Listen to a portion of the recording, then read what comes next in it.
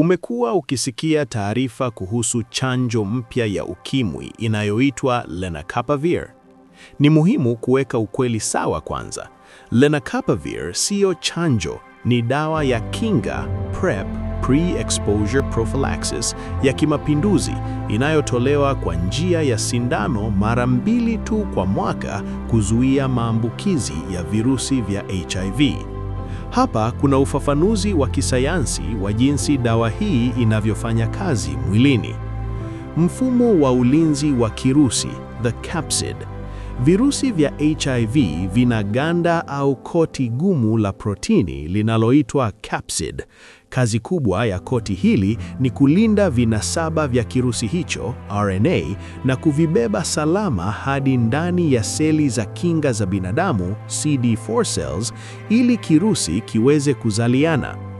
Kazi ya Lenacapavir, capsid inhibitor. Lenacapavir ni aina mpya ya dawa inayoitwa capsid inhibitor, kizuia ganda. Tofauti na dawa nyingine za zamani ambazo hushambulia kirusi katika hatua moja tu ya mzunguko wake wa maisha, Lenacapavir inashambulia ganda la kirusi hicho katika hatua nyingi tofauti. Inazuia kirusi kufunguka.